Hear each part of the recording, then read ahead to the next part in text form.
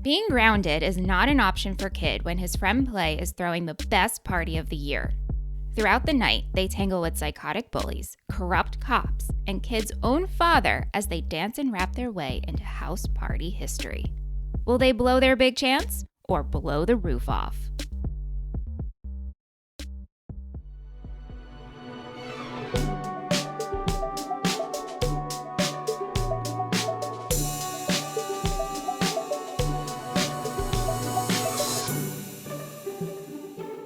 Welcome to Movie Friends. My name is Seth. And I'm Michelle.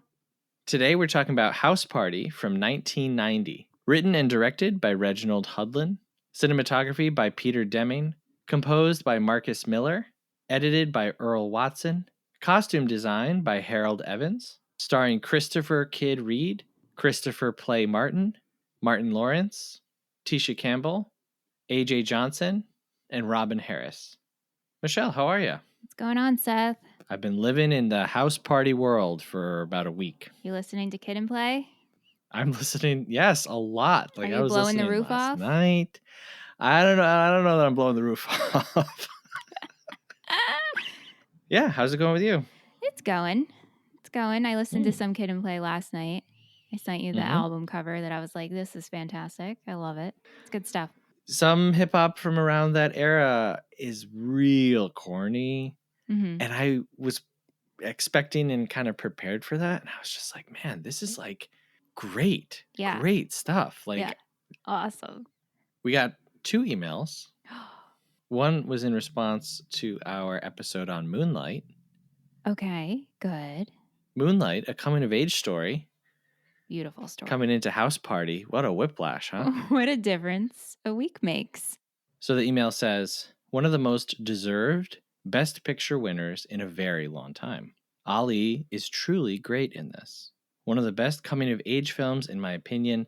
The diner scene is my favorite. P.S. More movies need chapters. PSS, I cried, and then a few crying emojis. PSSS, blah blah land, with a thumbs down emoji. This is referring to the film La La Land. La La Land.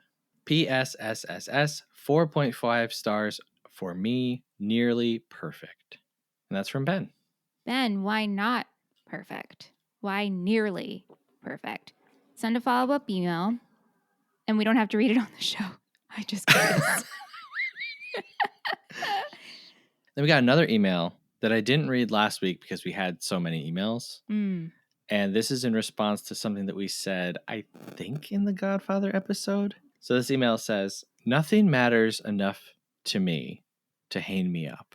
It's all mostly out of my control, so it's best not to let it bother me. And this is from Anthony. Which Anthony? You say that every week. There's pretty much only one. No, don't you have... Is it husband? To me, it's husband. Yeah. It's husband or Jabroni Tony. Don't you have a friend named Anthony? Yeah, but this is the Anthony who emails. Okay, so I don't really understand what husband is saying or getting at. We had said, Anthony, send us an email and explain if there's anyone in your life that tells you to calm down or to not worry about things. Because Michelle tells me not to worry about things are just a movie. And then Anthony tells Michelle not to worry about things are just a movie. And so we were wondering if Anthony gets hung up on things in movies. And he says no, nothing matters enough. And I got that email like with no context, just out of the blue. And I responded. And I was like, out of context, this really like threw me for a loop. I have no idea. Thanks, husband. That probably could have been pillow talk, but I like the email. Now it's Podo talk. Podo. We'll workshop it. I am the one who has not seen House Party before. Yeah. And so this was a totally new experience for me. And I never do this, but I actually started watching House Party before we recorded our Moonlight episode. Because I was like ready for Moonlight. Like I had all my notes ready, everything, boom, boom, boom, bang, bang, bang. And I was like, I got like an hour and a half before we record. House Party's on Tubi. Let me just throw it on. And I don't really know why I avoided watching this for so long. Did you know it existed? Did you know it existed? Oh, definitely. Always. Yeah, okay. definitely. Okay. Like, I also just recently watched Weekend at Bernie's. I've never seen that. Well, let me tell you, you don't have to. Whoa, Oh, I feel it's like that's a bad. hot take. People love that It might be movie. a hot take, but woof and a half. We should rate movies Also, based on woofs. woof, Anyway. the woof scale. Yeah. This is one meow.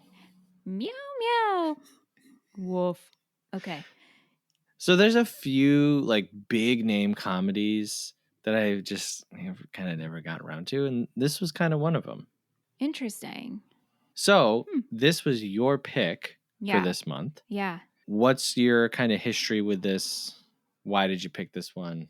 You know, when I rewatched it for us to talk about it, there's only like really certain scenes I remember because I saw it when I was so young. And I think I was Yeah, drawn to Chris's hair and I wanted to attend this house party because I just wanted to dance. And I was like, this is like the coolest thing ever. Like, I was just enamored with it. And then Aunt and I definitely came to the conclusion that we watched this together, like very early on in our relationship. We just couldn't figure out why. Maybe it was on TV and we watched it. I was like, oh man, remember this from when we were kids? And so when you were like, hey, you got to pick a movie, this one came to mind. And I was like, we got to do this because I knew you haven't seen it. right. And this will be a fun one because it's a teen movie and I love teen movies. That's true. This is I will say, like, this movie kind of through and through very much feels like a Michelle movie. Yeah. Yeah. And not just like a movie that you would like, but like this is like parts of your life. I feel like you watched House Party as a young child, and then you're like, this is what I want my life to That, be like, yeah. kind of a Yeah.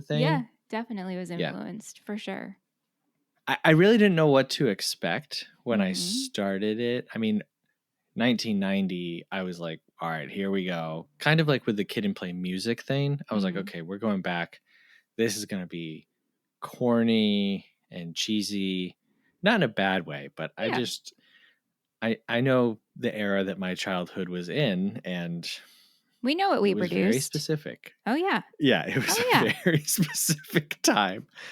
And I was kind of blown away. I think the movie starts that way a little bit. Like we get when Kid wakes up and he takes off like the hair cover that's Yeah. the exact size and shape of his hair. Yeah. His whole sleep attire. And then like Yeah. his mirror has like all the microphones, almost like he's at a press conference, I which love I it. thought was pretty funny. Obsessed with that. The movie really surprised me though at how it kind of went back and forth between real corny jokes to like really well developed conversations about Mm-hmm. like serious Mm-hmm. things. And Yes. the movie, I think, just off the bat, is too long. And I was interested in these characters, and I was interested in when Sydney and Kid are just walking through the neighborhood talking about like what colleges they're going to go Mm-hmm. to. I was like, oh, I'm interested. Like Like we're I character immediately wanted building. a sequel. Yeah, Yeah. like which I know that there's House Party 2, which Yeah. I kind of can't wait to I know. I watch. don't think I'm curious if when I watch it, I'll be like, oh, yes, okay, I remember it. Because Queen Latifah's Yeah. in it, and that very much rings a bell. But continue. Yes. So there was so much going on, and I was interested in all of it. It just I think the movie loses steam at a certain point, and then it just kind of becomes about a lot of different things, and then we wrap up and Well, sure. I mean, it's also, this is a very long night. It's one night and yes. it's a school night. Yeah. That's the craziest So, detail of this movie that doesn't need to be part of the story like at all. yeah, right. Why Right. is it a school night? Why Why is it a school night? And you it's gotta one strike while the night. iron's hot? I guess so, but it's Yeah. also so much happens in one night. You're like, what time is it? Right. Yeah, it's good. We start with Kid in the bed and we end with Kid not being allowed to get back in the bed. Right. So yeah, I did like it. I did like it, and it was a lot deeper than I expected. But genuinely, I didn't know anything about this movie. Wow. Like I knew Christopher Reed just because his hair. Yep. I don't think you can ever kind Right. of forget that. I just kept thinking, like, Chris Reed and Chris Martin, Kid and Play. They're buds. Like Yeah, imagine having a best friend, Seth. And I like know. growing up, I had a friend. She's kind of a friend of me actually, but her name was Michelle. But it's just that like stuck with me. So before we get into like the events of the movie, or maybe like we'll talk about some of the events with some of the characters, I just wanted to talk about some of the characters, but I want to talk about the fashion.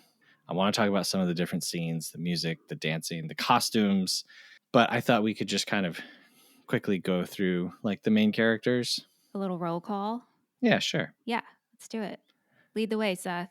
So first of all, this movie stars Kid and Play. Yeah. It was a rap duo made up of Christopher Reed and Christopher Martin. And Reed is Kid and Martin is Play. Yeah. The movie mostly focuses on Kid. Yeah. Like I think he's definitely the main character. Yeah, for sure. I mean, he's getting Yeah, into which I all thought the was odd trouble. because I was like, where's Play? Like, why is Play not here Well, more? Play's hosting the party. Yeah, so Kid, what did you think about him? I mean, I don't want to say he's the most memorable, but Yeah, I remember him the most from being a kid. right. And I thought he was great. I loved hearing his side of things. I loved his relationship with his dad. I felt it was like really Yeah. relatable. And I thought he did a great job. And also when he just like when they get into their rap battle, I was like, I'm here for this. I love it. Mm-hmm. Mm-hmm. Several members of this were not actors. Mm-hmm. We're getting different musicians. Robin Harris, he had obviously done some acting. He's a comedian, and I think all of the performances fit very well with the dialogue and with the kind of zany attitude of some of the scenes. Like I said, like we're oscillating back and forth. In one scene, the bullies are like picking him up over their heads and just like holding him there as they punch him. Yeah. And then you have very nice, heartfelt scenes, like when Kid goes in and like takes his dad's shoes off Yeah. because he's sleeping because he just worked all night. Yeah. Mm-hmm. Yeah. So I wouldn't say that from this movie. I mean, they might have gone on to star in other stuff and they're phenomenal actors. From this movie, I wasn't, I mean, like sometimes in the early 90s, you just had movies that were comedies and you're like hanging your head over how like cringy the acting is. I didn't have that at all. Oh I thought no, me everyone here was neither. like having a blast and they were portraying fun, exuberant characters full Yeah. of life, and I was just like, Yeah. I believe it. I'm Yeah. I'm like tuned into whatever they're doing, And it would have and been especially him. yeah, it would have been totally different because originally it was thought to for Will and DJ Jazzy Jeff, Right, which is right, crazy to think. Like for me now, it's like House Parties, Kid and Play, but that's just what we've been shown. right, It right. it just would have been different. So the background on that is Will Smith, and I don't know his real name. I've just always known him as DJ Jazzy Jazzy Jeff, Jeff. yeah. They had sampled the Nightmare on Elm Street Mm-hmm. movies Mm-hmm. for I think a song or like an album. I don't know. And they got sued by New Line. And so they were like, well, now you have to be in a movie, which is a What a crazy weird punishment. Yeah. Yeah. Or maybe it was like, hey, you can pay us $5 million or star in 2 movies. And they're like, we'll be in the movies. Reginald Hudlin had pitched this movie, and it was based on a short that he had done while he was in Harvard as his thesis. And so they're like, yeah, we want to make House Party, and we have just the guys to do it. And it was Will Smith and Jeff. And they turned it down, which I don't understand at all because, like, their music had a comedic lean, I not all the know. time, I you know. know. So it doesn't feel like totally out of character. Anyway, they went on to do Fresh Prince, which reportedly was offered to Kid and Play. I know, I read that. Yeah. It's like, what? Yeah, so I guess Kid and Play had they had another show that was canceled after a season. They also had a Saturday morning cartoon. Uh-huh. And so they Yep. were like, hey, here's this new thing, Fresh Prince of Bel-Air. And they didn't want to do that. So like each one passed on the other one's project that ended up becoming like super iconic. Right. They both became iconic in their own way, Yeah. doing the thing that was swapped. Yeah. Yeah. Yeah. Very, very odd. And like, not just like, oh, what a coincidence. It's like there's like the legal issue involved. Like it's a very odd Yeah. show business It's story. Very, convoluted. very weird. It's convoluted. Yeah. So his friend Peter, also known as played by Christopher Martin. How'd you feel about him? He was great.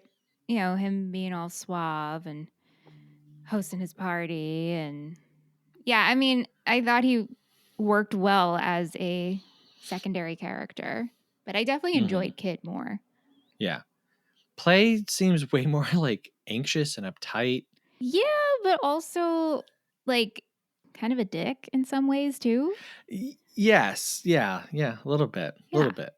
I mean, he's Yeah. concerned of getting girls, and we see that multiple times. He doesn't care who and how, just wants one. Mm-hmm. Yeah. So maybe my favorite part of this movie, Pop, played by Robin Harris. Yeah. He is Kid's dad. How'd you feel about him? He was my favorite. Yeah. I probably laughed the most with Pop. Yeah. But also, again, I mean, I'm not a father and I'm not a parent, but Yeah. also, like, even though I understand there were some, like, exaggerated moments for comedic reasons, I felt like he was, like, really a good dad. Like, really Yes. caring of his son and trying to set a good example for his kid. And I loved Pop. I did. I thought he was great. Definitely my favorite. Besides Kid, who I said. I was so blown away by how he was written and performed as just a full person. Mm-hmm. Yeah. A lot of parents are extremely aloof, or they are hell-bent characters, Like when we first meet him and he's like, wake up and come eat this slop. And, he seems a little hard on him. I was like, okay, I know what this character is. I've seen this. And then I was like, oh, he made like the nicest breakfast I've ever seen. Which, by the way, this movie does the trope of a full breakfast is made and the kid grabs a piece of toast and runs out the door. And I was just like, stop. Yeah, Like, so your annoying. dad is going to lose it on you when he wakes up and the entire breakfast is still sitting on the table. But anyway, at one point, he is yelling at Kid and he says, you're going to make the same mistake that I did with girls, implying, getting pregnant and having him. And then he immediately just stops and he's like, I'm sorry. I really shouldn't have said that. I'm under a lot of stress. And it's not played for like a joke, or it just feels so like realistic and grounded. Yeah. And like Robin Harris, it just feels like the most natural performance you've ever seen. Like, Yeah. he's improvising a lot. Like, a Yeah. lot of his lines, they let him kind of improvise. And I feel like I'm watching just like a real person. Yeah. Like a real relationship between a father and a son. Yes. Yeah. And I was like, as I watched this, because I watched this a few times, I was like, is this the best dad we've ever covered on the show? Like, does he win the best dad award? Oh my gosh. Yeah, I think so. I'm like trying We've to covered scan some of bad all our dads. We've covered a lot of bad dads. A lot of bad dads. Ooh, I love him so much, and it's very, very sad. He passed away 9 days after the movie premiered. Oh, and young. He was so young too. Yes. He wasn't that much older than Kid, I feel like. Yeah. Wasn't he like Kid 38? was like, Kid was like 26 or something. I wrote a few of his lines down because I just love them so much. One was, I got a weight problem. I can't wait to eat. Yeah. And also, it's like such a dad joke too. Yes. It's such a good dad joke. When he's trying to tell him that he wanted to spend time with him at home that night, he's like, I rented Dolomite. You like Dolomite, right? You grew up on it. as he's walking down the street muttering to himself because he's so angry. He's like, I never should have married that white woman.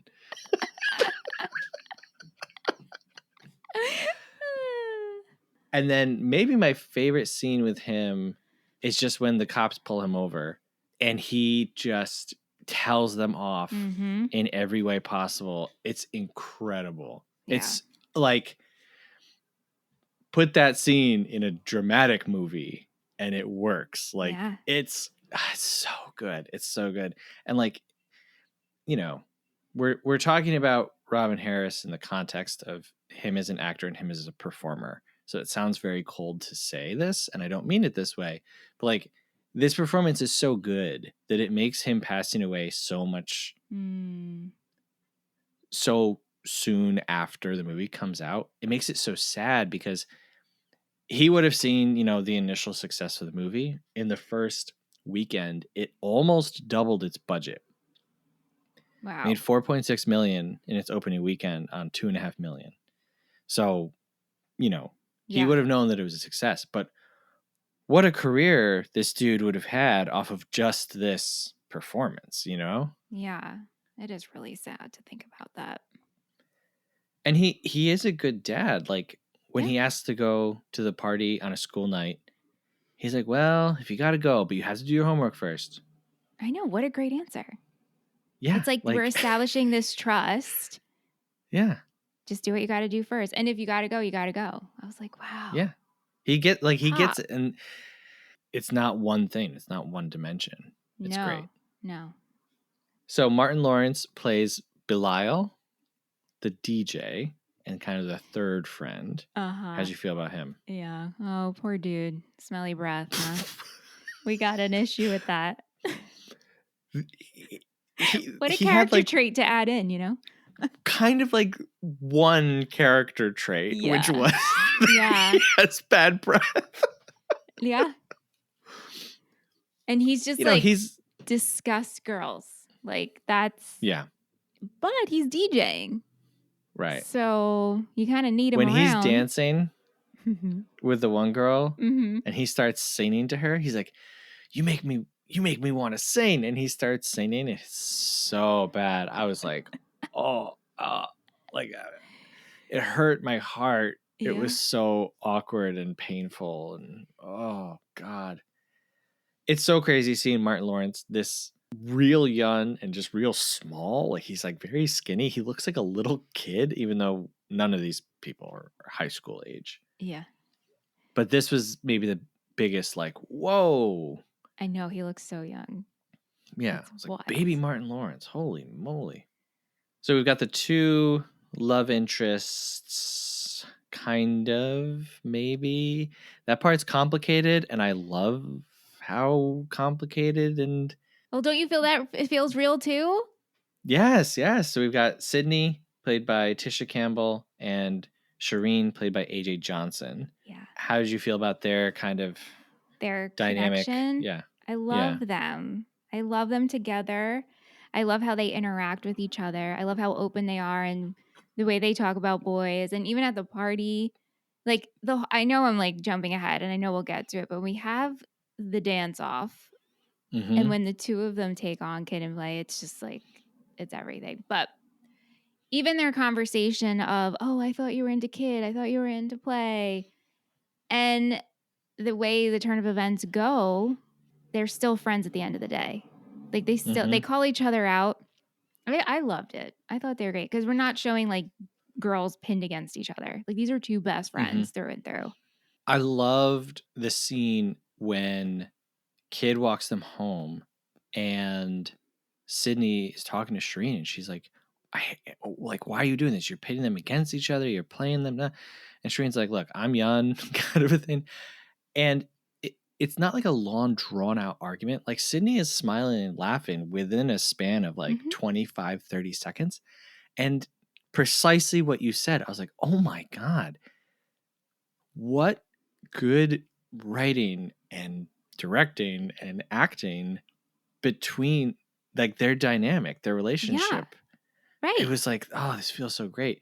There's a shot when we're at Shireen's before they go to the party and we're there with her whole family. Yeah. And this quick side note, 3 or 4 times throughout the film, there's a running gag about like a compilation record that you can buy through the mail that's like love songs. And every time someone's watching TV, that commercial is on. In the very beginning, the first time you see it, Pop is watching. He's like, this commercial is on everything, every channel. And yes, you saw those, you know, it was like a 4-disc collection of the greatest love songs ever made. And it was like $80 or something like that. Yep. Call now. So anyway, we see the family watching that. But there's this one shot where Shireen and Sydney are sitting outside on the lawn chairs, and you can see through them in through the house all the way into the living room, and the family is sitting there, and there's like 3 different lighting setups. It's a gorgeous shot, like beautiful shot. And I was just, anyway, I loved it. Yeah. I was like, I want to like take a screenshot of just this, and maybe I'll do that. And the two of them live very different worlds in terms of family background. Mm-hmm. And you would never know it until we actually have to see it on screen. Right. Yeah. But I mean, as I've said 1,000 times, I didn't go to school. The school that I frequented, which was Michelle's high school, how many towns went to that same high school? Our high school is so big. 6? 8? You think 8? Did I miss one? I counted 6. I don't know, man. Between 6 and 8. 6 and 8 for sure. A ton of towns. Huge. Like huge school. But that's what it was like when it was like, you know, Sweet 16 year, right? Or season. Mm-hmm. You would go to a Sweet 16 that was in someone's backyard, and then you'd go to one that I went to one that was on a boat. I didn't go to that, but I heard about that one. It was great. Like I was like, I'm on a boat for a party for a teenager. Yeah. This is absolutely wild. But guess what? All the same people went to, for the most part, all the same different parties. So true. And it wasn't like, oh, in a lot of teen movies, it's always like, oh, that kid's from the bad side of the tracks, right? Yep. Like, we don't hang out with them. Right. And in this one, you know, at one point, Play is like, no hoods at my party. But he's not talking about the amount of money that they have or where they live. He's talking about that they're like 45-year-old criminals. The trio of full force. Yeah. Yeah. But yeah, I love it. I mean, I don't necessarily love that they're all like switching dance partners and romantic interest. Like, I'm not like, wow, this is great. No. But I love how they kind of navigate all of it. Yeah. And again, and I keep saying it, so it's like a broken record. Take a shot if you're drinking something. It feels very relatable. Like, yeah, this is how it went down being a teen. Yeah. So the last part of the cast that I want to talk about are the bullies.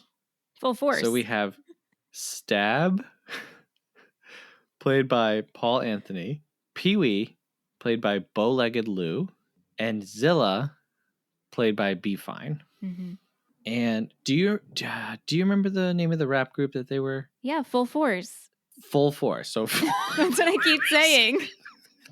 So apparently, when Reginald Hudlin wrote this, in the script he wrote, "These guys look like the guys from Full Force."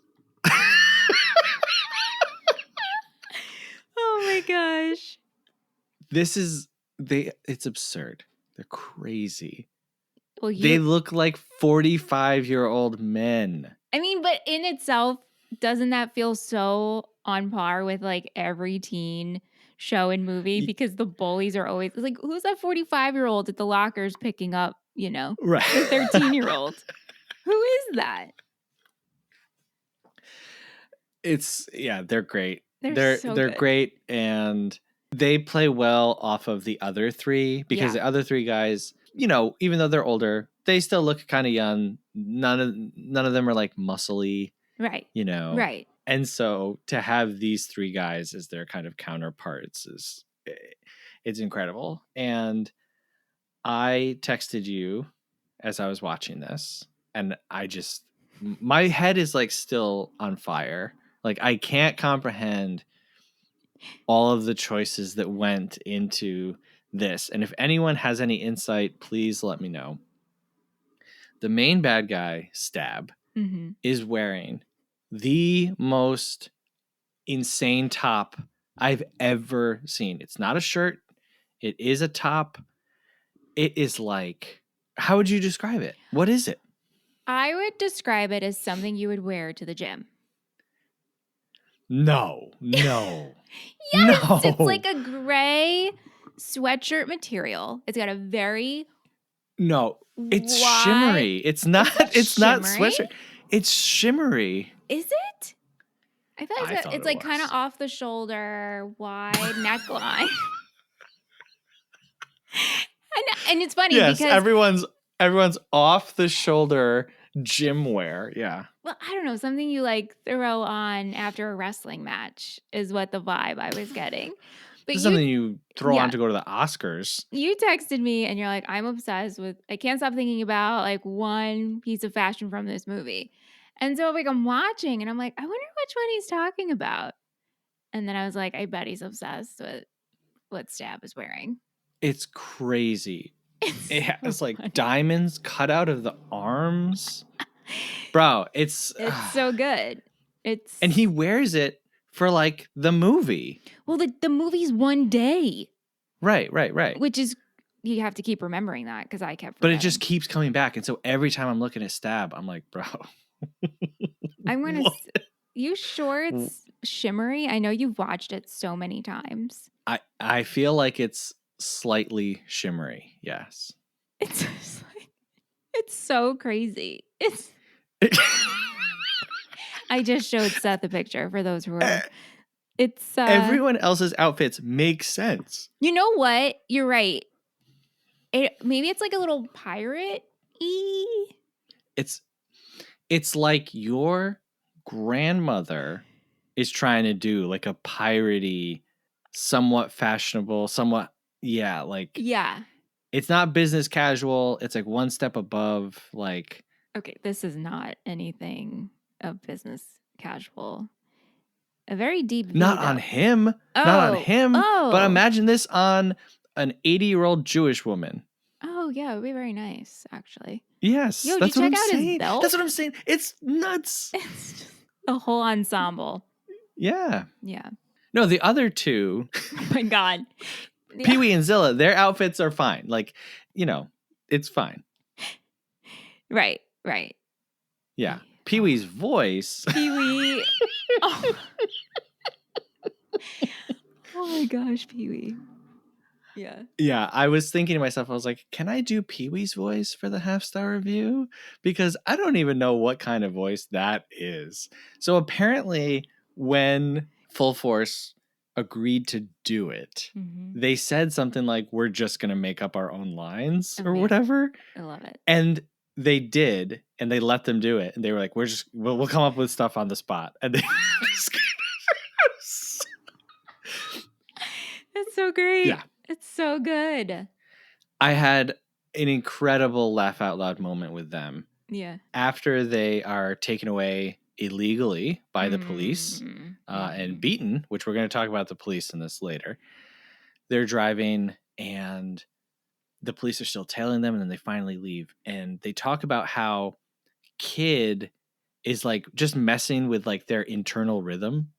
And Stab is like, he's like, yeah, I can't stop thinking about him. He's like even when I'm with a woman and we're about to get it on, I'm just picturing him. And it's like silent, and the camera like holds on them for a bit, and the other two bullies are like, and then Zilla says, yeah, I don't know about that. That was pretty great. That was a great I scene. rewound it and watched it like 2 more times. I was like, oh my God. It's so funny. It's pretty great. Can I just shout out one character? Absolutely. Chill, played by Daryl Mitchell. Did you recognize him?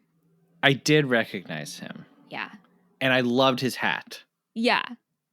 But once I figured out that he was Mr. Morgan in 10 Things I Hate About You, I was like, it's all I could see. And again, like so young. I know, but Like such a little baby. but 9 yeah. years later. Right. Because so they filmed this in 89. Okay. And then 10 Yeah. Things I Hate About You came out in Right, 99. right. So they probably, if they filmed that Yeah. in 98, whatever. So Yeah. it's about 10 years later. But so since we're kind of on the subject of the fashion, I just wanted to talk about the fashion of the movie. Mm-hmm. How'd you feel? I love it. I mean, it's like a time capsule. Yeah. I think it was, I don't know if it was Shireen or Sydney, but one of them said, I think I'm matching too much. Mm-hmm. And definitely wasn't. And I just love it. I Yeah. love that line was even thrown out there.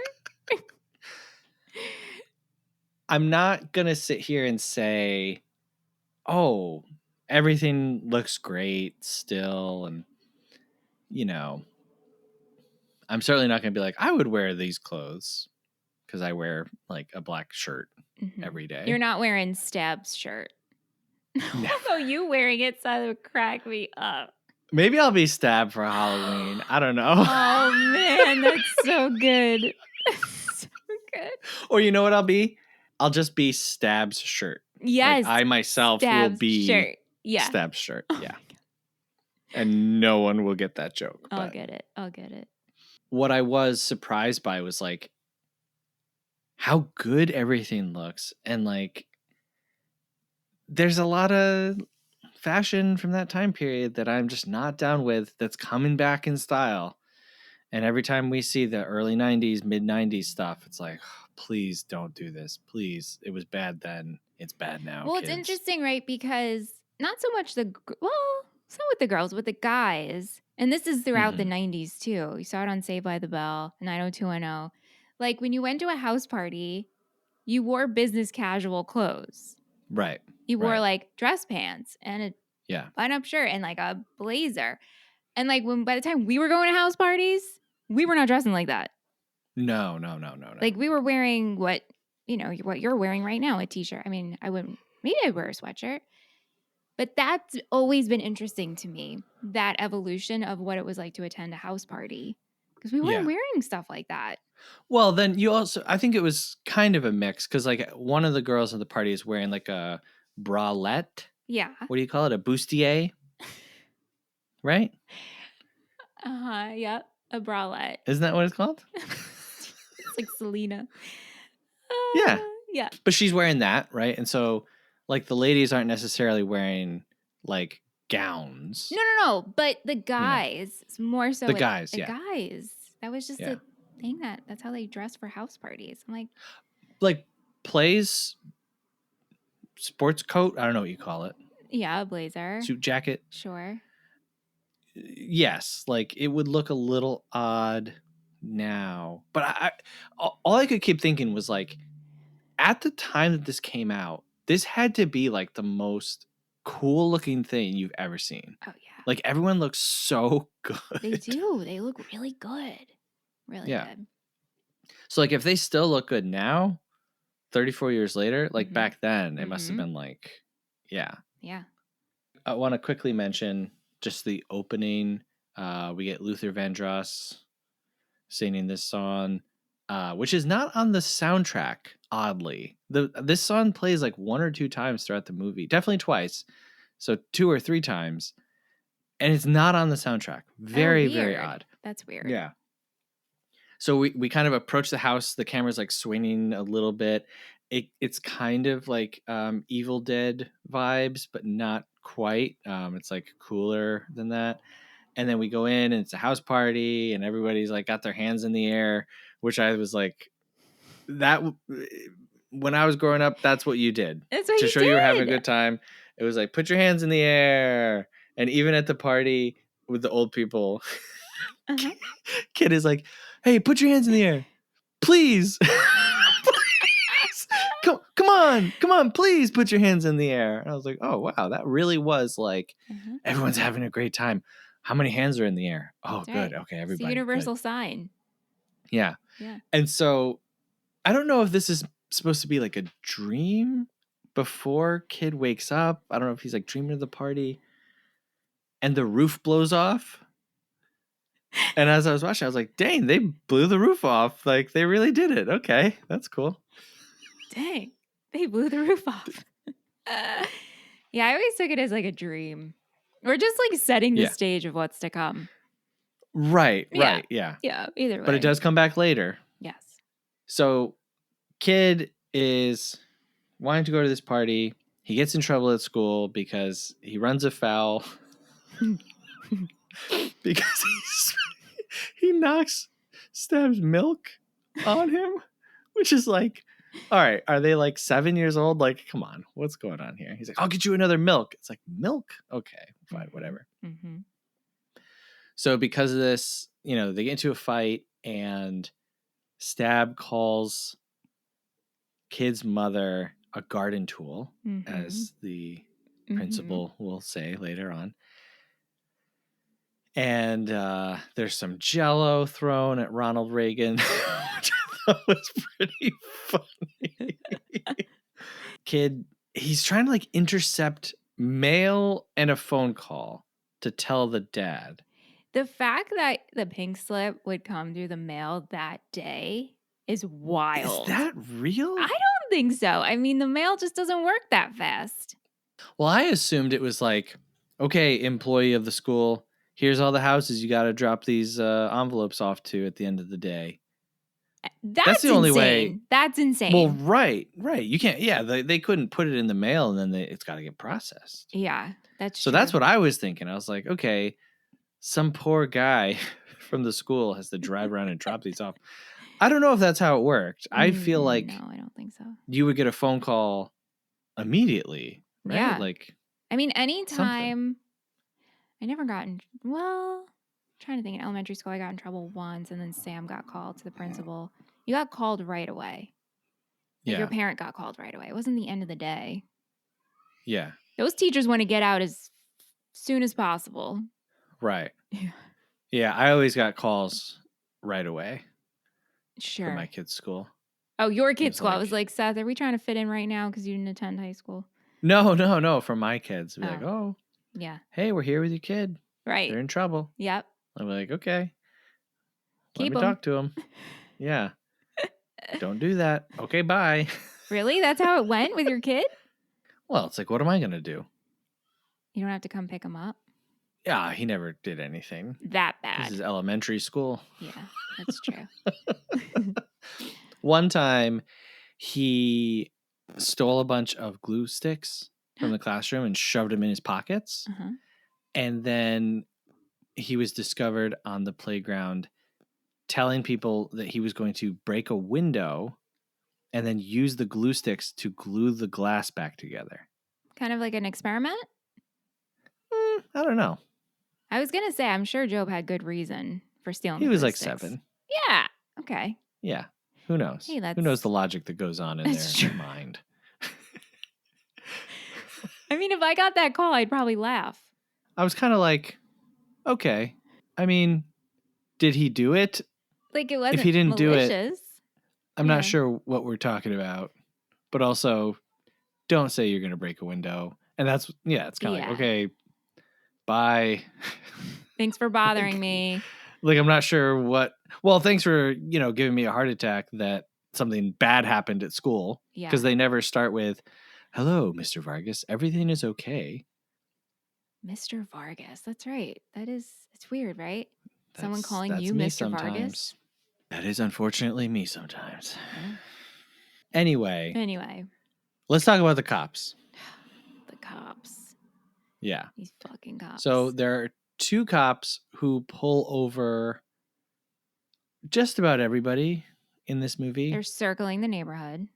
Yeah, just looking for suspicious people, as they tell Pop later on, yeah, you look suspicious and definitely black.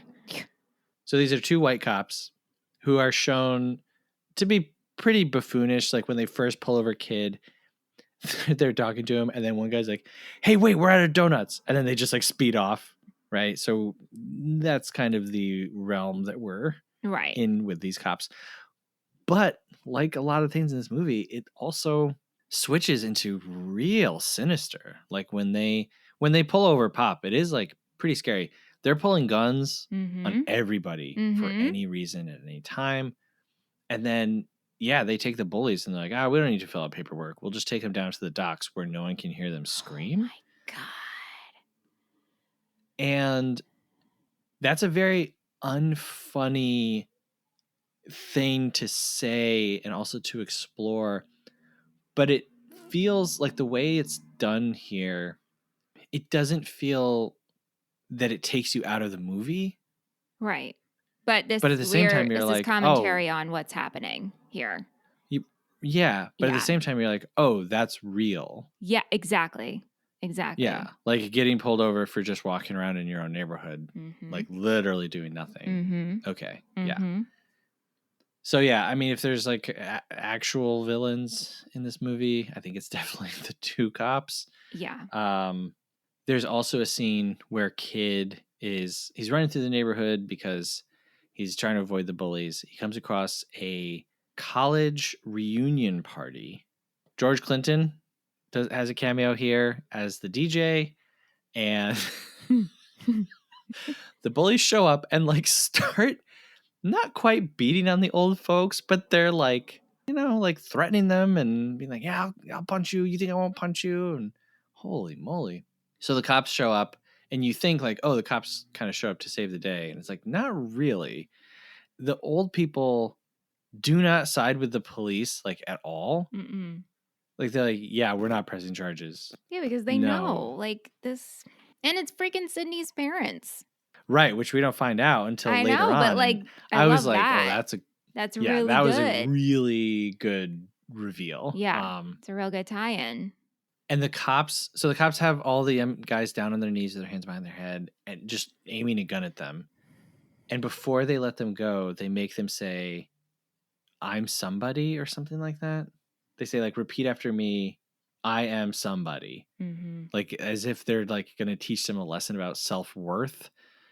And dude, the old people of the party are just like not having it. And it was kind of another cool layer of you could have these old stodgy people listening to their old stodgy music be totally disconnected from like the young characters. And they're not. They're totally in the same boat and in the same mindset of all of them because they're like, yes, we know that this is how they are. And we have experienced this, and it's great. Like, yeah, it's really good. It's a potent and well done scene. And like I said, it kind of doesn't feel like it's like so far left field, and it doesn't feel like it like snaps you out of like the groove of the movie, but it is like, okay, this is harrowing because this movie depicts everyday life like really well, I feel like. Mm-hmm. And it's horrifying that this is part of everyday life. Yeah. And still. And I, in preparation for this, I listened to an episode of the Black Men Can't Jump in Hollywood podcast. Mm-hmm. They were covering House Party. Mm-hmm. And it was like, 3 young black men running the show. And they were like, it was crazy to see that they were dealing with this back in 1990. And it's like, yeah, like always. It's always been like this. Right. The neighbor calls the cops. Public enema. John Witherspoon. Yeah. Just yelling out the window. It's some of the funniest stuff in the movie. It's insane. It's crazy. His wife says, what are you doing? He's like, I'm going to call the cops. He's like, oh, I have the wrong number. And then he puts the phone up to his ear and he says, 911. Like when he said I have the wrong number, I thought he was using like their local phone number or whatever. Like, no, it's the 911. Yeah. John Witherspoon yells that he spent $15,000 on his house. We learned that so many times. Did that not make you feel like throwing up? Yes. Well. Yeah. Big time. Yeah. Yeah. I was like, oh, like a month or right, $15,000 for that house. This year? Like, what are we talking about? Can you clarify, please? Yeah. If I spent $15,000 on a house, I'd be going to the house party every night. What are you kidding me? I'd be having the house party. We'd be very thankful that we just bought a house for $15,000. Yeah, exactly. So by the time the cops finally get there, the bullies have been rejected from the party and they're going to set fire to the house.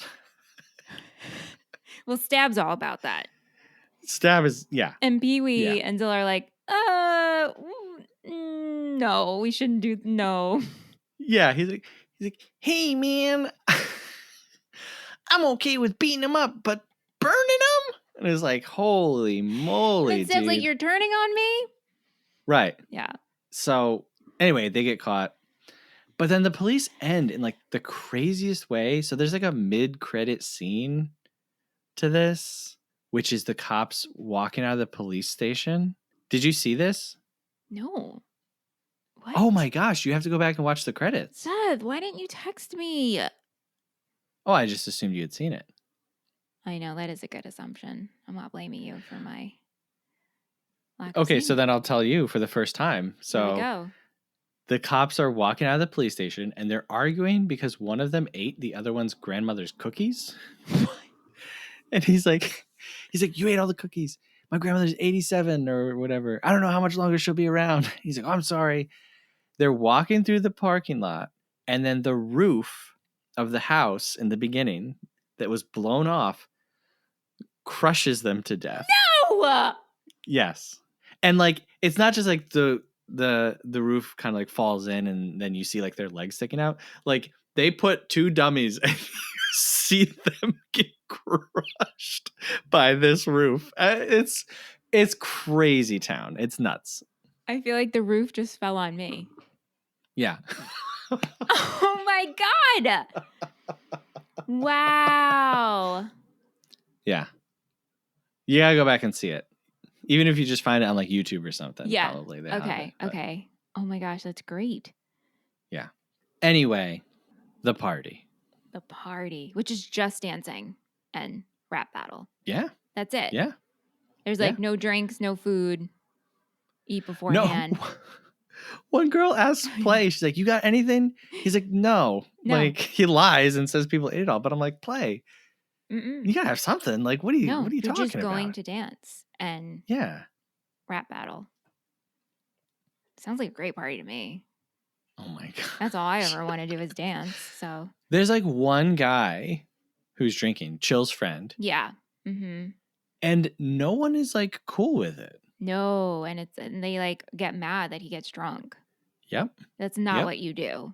Like, Yep. mm-mm. I was like, I don't know if I've seen a movie about cool kids. Like these kids are cool. Yeah. It's not like this is a nerd party. You know Cool what I mean? kids. Yeah, no, it's not nerve. This isn't Revenge of the Nerds, and they're like, oh, we're gonna have a party, and then Right, they're all right, sitting right. around playing chess. You Right, know, like right, I've seen right. that before. Yeah. This is a cool party, and they're all mad at the kid who's drinking. Yeah. I was like, man, No alcohol, no drugs. Just so interesting. music and Just yeah. performing. I mean, that is like the main goal. Kid just wants to get to the party so he can perform. Yep. He's got his rhymes in his pocket. That's right. And then he doesn't. Like, but he ends up doing it. But like, okay. Yeah. The dance off. Like, were you sitting Yes. there and you were in awe and you're like, I got to learn this, the Kid and Play kick step. Yes. One thing before we get into the actual dancing. Okay. Chill is in the kitchen with Kid. Yeah. And he says to him, he's like, hey, I really like those moves out there. You got to show me how to do it.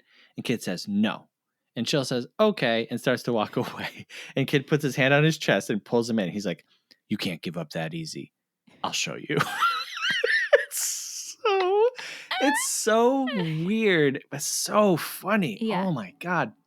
He originally, I think Kid goes out with the drunk guy. Like they start dancing, and then the drunk guy like craps out at some point. Yep. But Yep.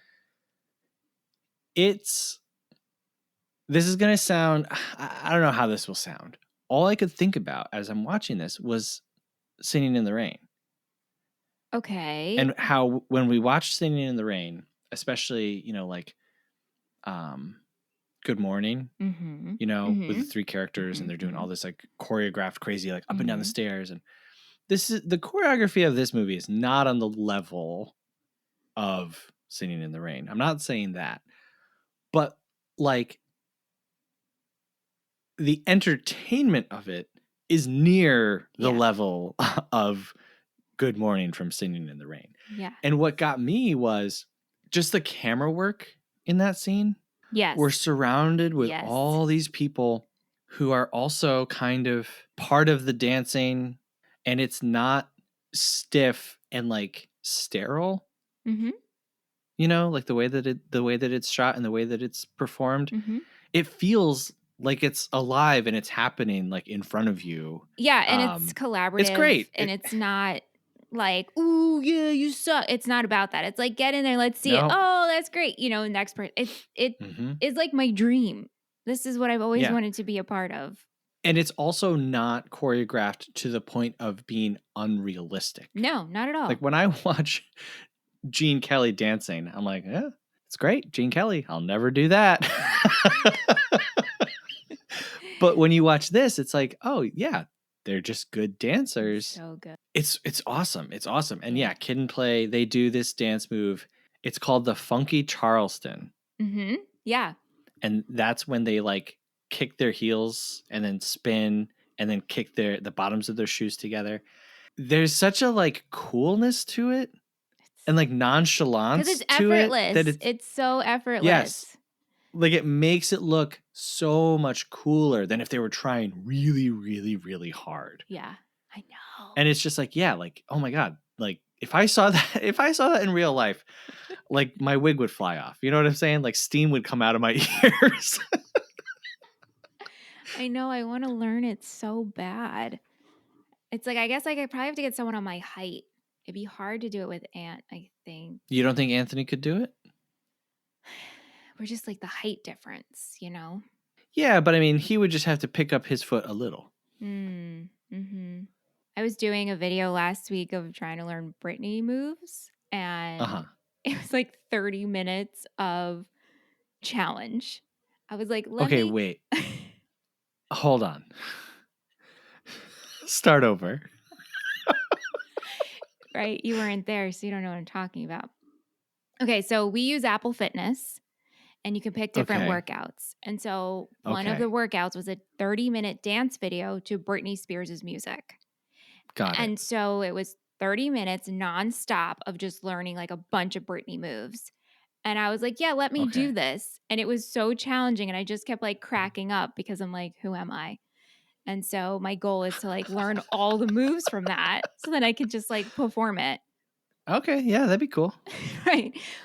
But I want to learn this. Like this is like just to whip this out at a party. You have like, to. What is Mitch and Ant doing? What? They can what? You're like, yeah. Yeah. You have to do it. I have to do it. Yeah. I think you can pull it off. I mean, not like it doesn't look easy. Like no, it you definitely have to learn how to do it. Not but at all. So AJ Johnson, who plays Shireen, she was a dancer, and so she did the choreography for her and Sydney. That's awesome. Yeah, I love it. After we have the dance off, we have the rap battle, and I think it's great. There's a line in there. Play says, "It's my party, and I'll rhyme if I want to." And I'm like, some people might hear that and think that is so corny. And I mean, kids nowadays might not even know that song. Do you realize that?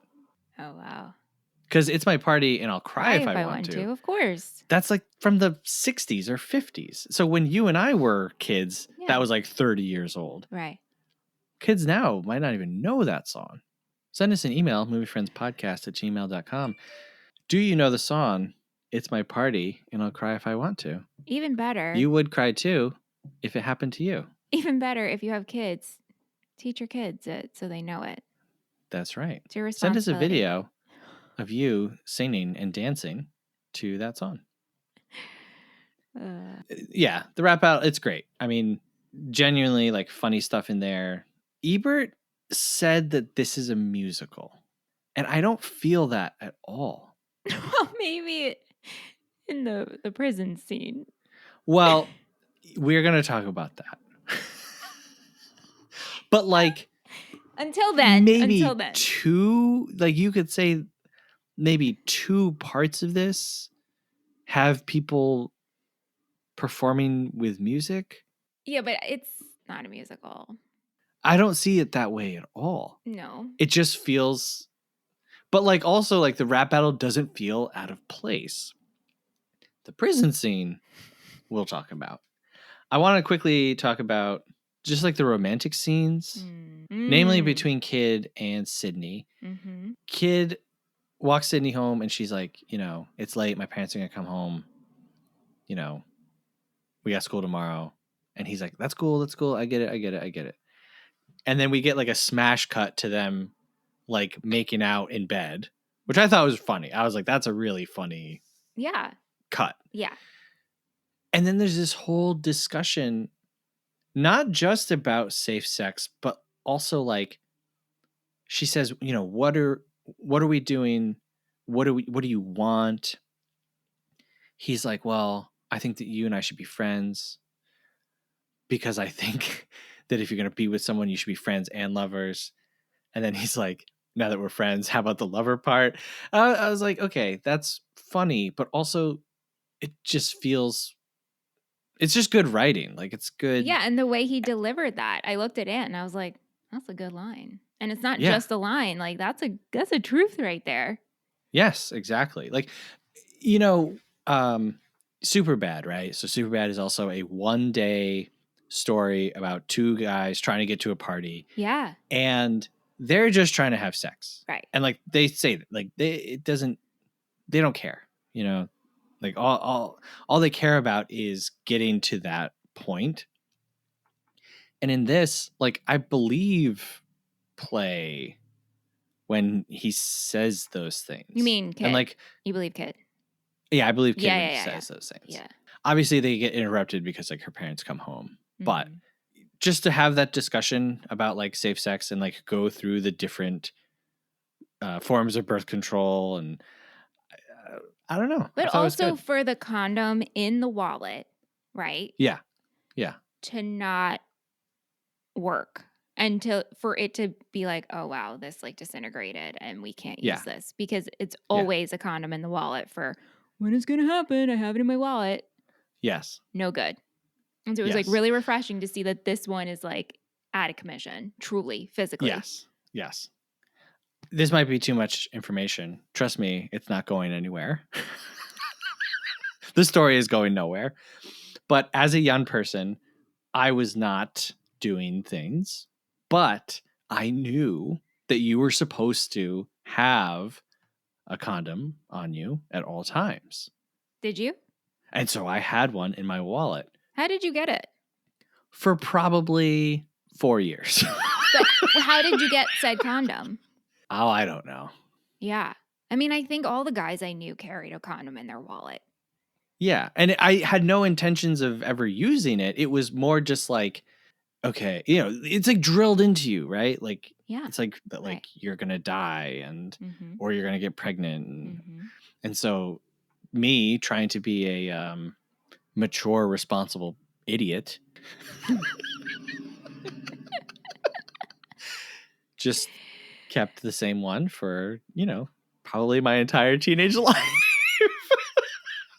So when he pulled it out and it was like, I was like, yeah, I feel like eventually I just gave up and was like, all right. And I probably opened it and it, disintegrated in my hands. Yeah. But okay, there's a part of this movie where I feel we truly just go off the rails, where it goes from like just a cool teen movie, fun, hanging out, whatever, a little goofy. And that is when Play goes into the bathroom and discovers that there's like a giant turd in his toilet. Yeah, and I don't know if you felt this way, but it takes a little while to get there. I'm like, don't we smell? We have all these dudes. He even opens it and he's like looking in before he flushes. And I'm like, if I opened up a thing and there's 3 dudes behind me and there's a turd, I'm staring at it. I'd be like, excuse me. Nobody. Okay. Right. And also you don't need to like the way he then reacts. I'm like, you should have reacted upon first enter, first lid lift, first glance, Right. I was like, wait, is there a turd in there? So he can't flush it and just like loses it. Like, okay, party's over, loses it. Yeah, that was I'm like, his button. Don't shit in the Play's toilet. Like, that's it. And you're right. That was the turd that broke the party's back. From there, the movie gets like real weird. It's nuts. spirals. So there's a chase. 2 guys, one of whom is wearing a salon. Okay. There's a dog. There's a vacuum cleaner. There's a bus. Did you notice? I don't know what happened. 3 consecutive pet actors in a row. Okay. We have like 2 dogs and a possum, Yeah. all in a row. Yes. Oh, well, the possum is part of everything because Stab just murders a possum and then moves on. Right. But it's just like, wow, we I don't know why I felt this way or had to think. I'm like, we hired 3 separate pets, not pets, right. animals to act in this film. All in a row. We didn't spread them out. It's like all in the sequence. Maybe at one point they were like, hey, we never used our animal budget. Right. They're like, animal budget? Right. Well, get them in here. Get 2 dogs and get a possum. Get Jimmy the Crow in here. Oh, my favorite bird ever. Jimmy the Raven. Jimmy the Raven. So yeah, it's real weird. And then you think it's kind of over, like, oh, the madcap chase scene is over. Kid is in a refrigerator, but then the cops show up. And then they go to jail. And then the movie really gets like insane. Mm-hmm. And this is where I think the movie could have been much shorter.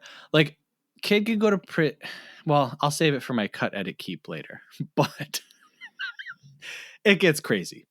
Clearly, 90% of the content of this prison rap is like very homophobic, and they're calling out Rock Hudson and Liberace, and it's like, woof. And a lot of things you look at and you're like, oh, that aged poorly. But looking at this, it's like, yo, that wasn't good then. Like, making fun of how Liberace died, like, dang, that's pretty wild. And this is the part where the movie kind of becomes a musical for 3 minutes. Why? Like, I don't know. How did you feel? If Pee-wee wasn't feeling it, I'd be like, this was all in Kid's mind. Okay. But like, Pee-wee is like feeling it. And he is like, yeah, that's good. That's good. And then it just ends and he gets bailed out. It's also crazy to me that play goes around and everyone has to like collect money to bail their friend out, which is like, that's great. And friendship. How much was bail? And these kids just have cash on them? And also, what time is it? I like the idea of like, okay, now we need to go back and see all of the characters that we've already seen throughout the movie because we need bail money. But it's like, it's not quite how it works out. That like, if we get a quick montage of Chill and the drunk guy, you know, like everyone throughout it, that would, like I said, I feel like the movie just really goes off the rails. It's zany. So how did you feel? Like, can you see that? Like, it could have been in Kid's mind, but then PB was feeling it. But maybe that could have been in Kid's mind too. Like, oh, PB was into this. Right, because it just doesn't. You don't turn your movie into a musical 90% of the way through. I mean, maybe you do. Why not? Maybe. Hey, House Party did it. Why not? House Party did it. Yeah. Yeah. So they get him out and they talk, they drop the girls off. They talk. Play says that the late night movie, they're going to be showing Crush Groove and Beat Street, which are 2 real movies. And they're definitely mentioning those movies, very specifically, as they would have been the movies that they would have grown up enjoying and watching, made by Black directors. And it's definitely like a cool little homage moment. Kid says no. He sneaks into the house. And then just as he's getting in, Pop shows up and gives him a spanking with the belt. Yeah. And the credits roll. A whooping, as it may be known. Mm-hmm. And the credits roll and you just hear him laying into him. Yeah. I'm laughing at this point. Yeah, I'm laughing too because you're processing what you just absorbed. But you know what? In between that, I did appreciate the conversation the boys have in the car about sex. Like, oh, she was ready to go and you didn't do it because of XYZ. And he's like, no, I'm not going to just do it to do it. And I was like, Yeah. okay, I appreciate this. And then we get zany again. And Right. this is this whole movie, right? It's like Yeah. these little droplets of truths, and then we're crazy again. And Yep. it's Yep. good. It's really good. Yep. It's a great end credits because the credits are rolling and you're just hearing Yeah. And Robin scream. Harris just kind of riffing for a while, Mm-hmm. you know? And Mm-hmm. so my favorite teen movie is Can't Hardly Wait. Oh, I love that movie. There's no way, having now seen House Party, that Can't Hardly Wait was not like directly ripping this movie off. And not say ripping. Mm-hmm. You know, they're doing their own thing with multiple, you know, more characters but I was like, "Oh my god, this is the first of these, you know." This was the first teen movie of 1990. Yeah, I saw someone say that. Yeah. It's like really the first teen movie of the 90s, It really. is of the 90s. Yeah. It's a cultural moment. So as I was reading about this, I found this article from The Ringer, and they mentioned an article from New York Times that came out like the week before House Party came out, called "In Hollywood, Black is In." And I read it and I just posted it to my Twitter today.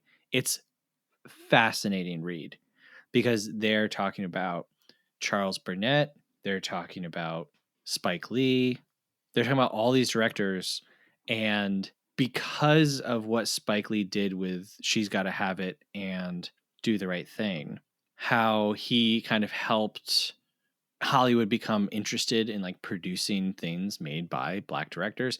They talk about how the real problem is that there are no Black executives who are approving movies. They're talking about how even though there's like this new generation of Black filmmakers, that a tiny percentage of the films made each year are Black stories made by Black people. And so this is made in, written in 1990. It's just so fascinating. Like as we're in Black History Month and we're talking about, the history of Black films, I was like, this is like, it's crazy how nothing has changed almost, or how it's the same problems. And like the filmmakers that they're talking to are saying flat out, these are the problems. And it's the same exact thing today. So I really encourage you guys to look it up. Like I said, so if you just Google New York Times, "In Hollywood, Black is In," it comes right up. You can read the article. It's fascinating. Maybe you could drop it in the show notes. I could. I think I will do that. Okay. I will remember to do that. Yeah. Yes. So House Party was made for $2.5 million, like I mentioned. Mhm. In its first weekend, it makes 4.6, which is wild, wild, wild. It goes on to make 26 million at the box office. Currently sits with a 94 on Rotten Tomatoes, only 3.2 on Letterboxd, which I feel like that's pretty wild. Wow. 76 on Metacritic. This was included in the National Registry in 2022, which I look up that for every movie that we do. And I was like, there's no way. And then I saw it and I was like, heck yeah, that's awesome. Holy cow. I wonder, and I want to go back now and see, because like if we're thinking about this as like a teen movie, Yeah. teen comedies, Yeah. I'm curious to see how many of are in those there? are included in there. Yeah. Mm. Roger Ebert gave this 3 stars, and his review is also pretty interesting. I would encourage people to read it. He starts off right off the bat. He's like, this is a musical. That's how you should approach it. Okay, now go have fun. Wow. Yeah. I mean, yes, go have But he also fun, talks but- about kind of how refreshing it is. He's like, you very rarely see Black teenagers in films. Yep. And if you do, this is how they're seen. And this movie is just presenting them on their own terms, not trying to say anything beyond what they're experiencing. That's right. And yeah, it's good. It's a good review. And they shot this between August and December. So okay. several months. Yeah. So we have a segment of the show where we talk about what we would cut, what we would edit, and what we would keep. It's called What the Keck. Okay, Michelle, what would you cut, edit, and keep? Okay, so as much as I got a kick out of it, I think I'm gonna cut the whole like animal sequence. Yeah, that whole the thing. Looney Tunes chase. Yes, the Looney Tunes chase we can cut. Mm-hmm. I'm definitely keeping the dance scene. Yeah. And oh god. Again, like the end, the musical bit in the prison, I might edit that. Mm-hmm. I don't think I can get rid of it because I can't get rid of it. So I would just like maybe edit that a little bit differently. Maybe I Yeah. would show Yeah. more of Pee Wee into it. I don't know. I'm either going to lean into it more or we're going to tie it back. Yeah. Yeah. Okay, what about you? I'm cutting the whole prison musical number. Okay, so you're getting rid of it. Just because the movie is still the movie without it. Yeah. It's like, and now this. Would you like it's entering a new world. Are you cutting him getting to prison or just the No, like musical okay, so number? and this is where I would I'm also keeping the dance sequence. Okay. Mm-hmm. And the rap. I'm gonna put all that Yeah. in there together. Yeah. Those two parts are great. Yeah. I would edit that prison sequence to be kid goes to prison because the cops Right. are corrupt. We've seen them throughout the whole movie. That makes sense. Yeah. And then, like I said, I would do a montage of Play and Belial having to go around, and you see all the characters from the party and even just from the whole movie. And they're gathering up money for the bail. And maybe that can be set to music. Maybe that can be set to kid rapping about being in prison. There you go. I like that. That's good. So we asked some friends on Twitter what they thought, and shame on our friends on Twitter. We did not get a whole lot of responses for this movie. Have you guys not seen this? What is going on? And if you haven't seen it, why are you listening to this? Come on. I Anyway. hope if you're listening to this, you're like, I have to go watch this now. Yeah, definitely. Yeah. Michelle has volunteered to read these. It's a nice way to put it. So Michelle, take it away. Okay. So Felicia at Cinnamoroni says, okay, I absolutely. Cinnamon noodle. Oh my God. I'm taking your part. Okay, cool. Okay, I absolutely love that Michelle picked this. I went through a brief phase where I thought I could learn the dances from this, and my Italian side told me to sit down and recognize that I cannot dance. Fun movie. Felicia, send us a video of you trying to do the dance, please. Felicia, I hope that I have a dream that it's me and you doing this at a party. Wow. Yeah. I think Wouldn't that be great?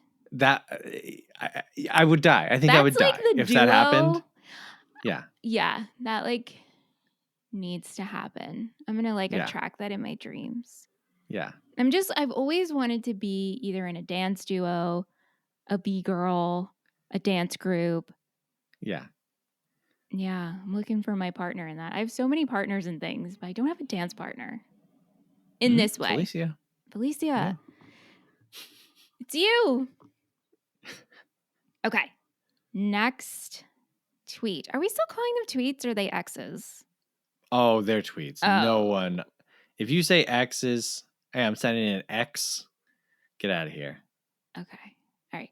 So this is from Patrick Vicious at Alleyway Crew.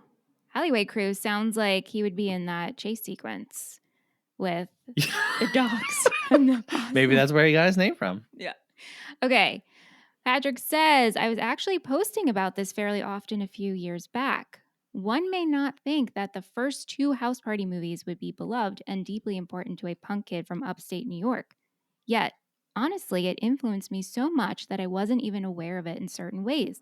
Like, I once convinced my friend to go to a show with us using kids' I Can Only Die Once ideology and did not realize that this is where it came from until I rewatched it a few years ago. Isn't that awesome? Wow, upstate New York. That's you. You're a punk I know. kid from upstate New York. Well, I know. Patrick Vicious, you got to tell us where you live.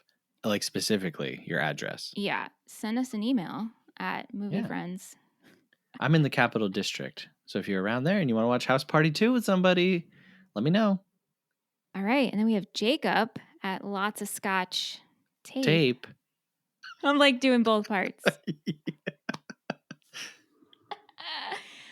Robin motherfucking Harris. An absolute force of nature just makes this movie. Yeah. We didn't mention when he gets to the party and just starts laying into all the kids. Oh my God. Another awesome part. And I just love that Sydney's like, Lay's parents just had the carpet down. We can't go upstairs. She stands up. She's like holding guard. I love that part. Mm-hmm.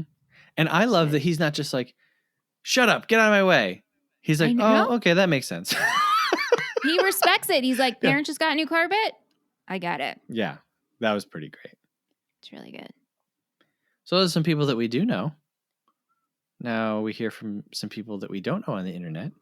It's a segment of the show we call Half Star, 3-Star, 5-Star. Half Star, 3-Star, 5-Star. All right, so these are reviews from letterboxd.com. We start out with a half-star review, which is the lowest rating that you can give a film. We go all the way up to a 5-star rating, which is the highest rating that you can give a film. And the half-star review, I think I'm going to do it in Pee-wee's voice. If this is racist, I'm sorry. Michelle's cringing so hard. Michelle just like cringed her way into oblivion. I'm going to Alex Mack my way out of here. Yeah. Finish the movie. It's really bad. I hope the nightmares leave me soon. Half-star. What? The nightmares? I will say, in this movie's defense, this has got to be the lowest number I've ever seen. This movie currently only has 3 half-star reviews on Letterboxd. Bravo. I hope the nightmares leave me soon. Sure, whatever. Yeah. 3 stars says, aside from everyone looking a few years past 40, this comedy hits its mark of showcasing a lively story about a house party and everything that goes into it. The sneaking out, trying to pull the honeys, and avoiding getting beat up are all legitimate scenarios. It's over the top, it's comic, don't take it too seriously, and you'll enjoy the 90s vibe. Well said, 3-star. 5 star says, deserves to be in the Library of Congress, but America isn't real enough to recognize it. Well, 5-star reviewer, I've got news for you. It is in the National Film Registry. Anyway, a snapshot of what it meant to be a black teen in the 90s, displaying it in a way that not many other movies or TV shows care to do today. House Party is black culture in the sense that we still talk about, mimic, and use the slang from this movie in our everyday vernacular. And I picked that one because I was like, you know what? That is one of the highest honors that any piece of art can get. That people are still talking about it and referencing it in their everyday lives. Okay, Michelle, Seth, your rating. You go first. You want me to go first? Yeah. All right, so we rate movies as a schmovie, a movie, or a film, 1 through 5 stars, and our recommendations. Much like the Kool-Aid in this movie, I feel that this is a movie that has a whole bag of schmovie in it. Yeah, that kid just kept pouring that sugar, and I was like, dang, kid, back off. And when I finished it the first time, I was like, that's a 3-star movie. Like, that's a really funny 3-star movie. And then I watched it again, and then after talking about it, I'm like, this is a 4-star movie. I don't care. Like, this movie's freaking funny, and it's layered.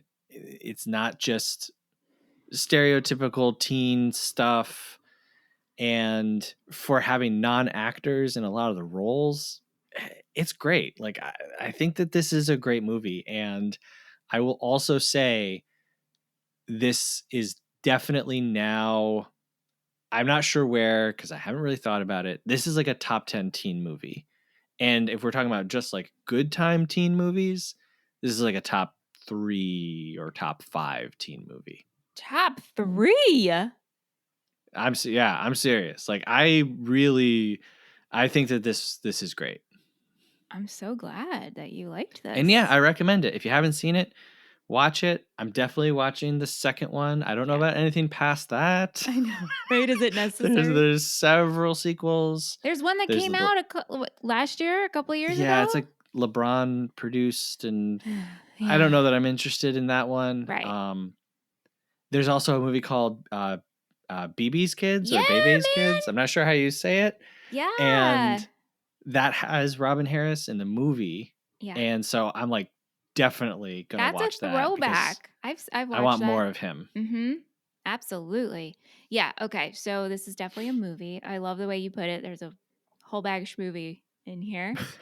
And I'm also rating this 4 stars. This is a great Wow. teen movie, Yeah.